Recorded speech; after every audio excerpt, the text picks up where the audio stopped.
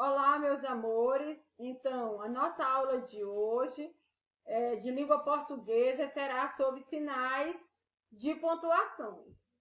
Para tanto, nós vamos entender um pouquinho, inicialmente, o que seria sinais de pontuação. Os sinais de pontuação são sinais gráficos auxiliares da escrita, são usados na linguagem escrita e servem para representar pausas, destaques, entonações e transmissão de sentimento e intenções existentes na linguagem oral, marcando o ritmo de um texto. Então, dentro do texto, esses sinais de pontuação eles vão estar exercendo suas funções, né? Referente justamente à questão da entonação, né? Representando pausas, destaques, entonações e transmissões de sentimentos. E os principais sinais de pontuações são exclamação, interrogação, ponto, aspa, temos também colchetes, temos também ponto, ponto e vírgula, a vírgula, dentre outros. Assim sendo, vamos então adentrar o nosso conteúdo. Então, temos aqui 2 pontos. Os 2 pontos, ele nos diz o seguinte: somos usados antes de uma citação ou de uma enumeração. Então, após 2 pontos, nós vamos estar apresentando uma citação, uma enumeração. Temos aqui 2 exemplos. Um que indica justamente a questão de uma citação depois de 2 pontos e uma enumeração depois de 2 pontos. Nós temos, no primeiro exemplo, lá diz o ditado, um ditado popular, né? Então, depois dos 2 pontos, como vocês podem observar, está aqui os 2 pontos, nós vamos ter, então, mais vale um vizinho à mão do que longe um irmão. Então, aqui é o exemplo de uma citação. Aí vamos ter aqui no exemplo 2, os principais deveres do homem para consigo são conservar-se, instruir-se, melhorar-se. Nós observamos aqui uma enumeração, uma sequência, né, de enumeração daquilo que está sendo apontado com relação aos deveres do homem para consigo mesmo, que é, repito, conservar-se, instruir-se e melhorar-se. Vamos então dar continuidade. Temos o ponto final. O que o ponto final nos diz neste momento? Indica o fim de uma frase ou o fecho de um pensamento com uma entoação de voz que marca uma pausa total. Colocam-me ainda nas abreviaturas. Como podemos perceber aqui, SR ponto por senhor, DR ponto por doutor, D ponto por dom ou dona, V ponto é X, né, ponto por vossa excelência, M ponto T, O por muito. Então, nós podemos concluir aqui que o ponto ele vai fechar um pensamento, né? Ele vai indicar o término de um parágrafo com o pontinho final e também vai ser utilizado em abreviaturas. Nós temos o exemplo de o ferro é um dos metais mais úteis. Aqui uma afirmação sendo fechada esse pensamento, essa afirmativa com um ponto final.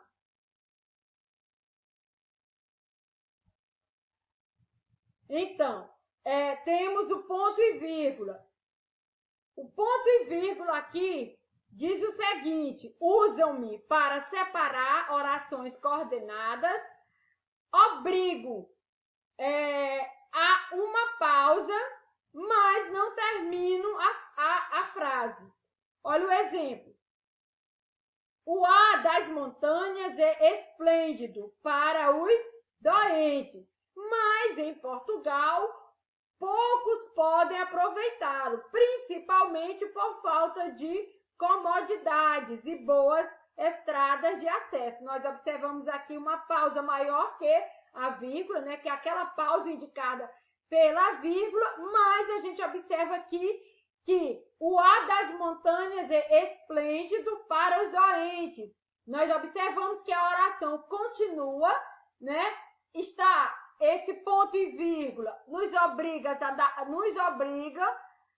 obrigam, na verdade, a dar uma pausa maior, né, que a vírgula, porém não termina a frase. Vamos ter também no segundo exemplo, encontrei esse meu amigo há anos, por uma tarde calma de agosto, e nunca mais o vi. Então, nós também percebemos aqui a utilização do ponto e vírgula, dando uma pausa, nos forçando a dar esta pausa com relação à oração coordenada aqui, porém, não terminou a frase ou a oração como que no término nós utilizamos o ponto final. Agora, para esta pausa mais longa, a gente vai estar dando aí, colocando o sinal de pontuação ponto e vírgula. Repetindo, é usado para separar orações coordenadas, obrigando a ter uma pausa, porém não termina a frase. Vírgula. Separa os elementos das frases, marca uma pequena pausa. Observem que lá no ponto e vírgula, a pausa ela era bem maior, né? Ela era bem mais forte, esta pausa, do que a pausa com a vírgula. A vírgula é uma pausa mais branda, né? Como nós podemos perceber aqui, separa os elementos da frase, marca uma pequena pausa, né? Então, o ouro, a prata, o ferro, o chumbo são metais. Então, aqui nós podemos perceber, né, separando elementos aqui como ouro, prata, ferro, chumbo, e dando também aí uma pausa, mais uma pausa pequena com relação à pausa que se dá na utilização do ponto e vírgula. Vamos ter o ponto de exclamação. O ponto de exclamação nos coloca aqui o seguinte: estou presente, quando se deseja exprimir surpresa, receio, admiração e etc. Exemplo: oh, é horrível, não posso mais. Então, nós percebemos aqui que, um espanto horrível, né? Então, a gente observa essa sequência, né, de surpresa, receio, de admiração. Então, de espanto, é isso que o ponto de exclamação nos coloca neste momento. Então, a gente precisa compreender para que no texto a gente possa estar pontuando adequadamente e também usando corretamente os sinais de pontuação, para tornar esse texto bem mais legível e bem mais compreensível.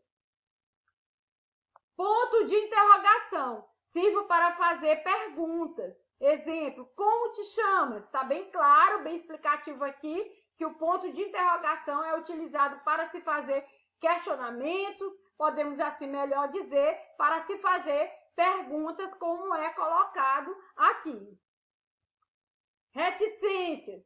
Então, as reticências, elas são indicadas, né? Em que sentido? Elas nos colocam neste momento dizendo o seguinte: indicamos as reticências, no caso, indicamos que a frase está incompleta, assinalamos uma hesitação ou uma pausa. Por exemplo, quem o feio ama? Então, faltou algo aqui. Então, esta frase ela está incompleta, como também assinalamos uma hesitação ou uma pausa. Queres então dizer o quê? Né? Então, vê que também está incompleto e hesitou-se aqui dar continuidade à frase, né? Travessão. Ele é colocado aqui da seguinte maneira: sou utilizado nos diálogos para indicar a fala das personagens. O professor perguntou: quem quer ler o texto. Então, está indicando aqui a fala do professor. No caso aqui, o personagem é o professor, né? Dizendo o seguinte, o professor perguntou quem quer ler o texto. Então, está indicando a fala do professor. Então, para fazer este proceder desta maneira, na verdade, nós devemos utilizar o travessão. Nós temos as aspas. Introduzimos palavras ou citações de outros textos.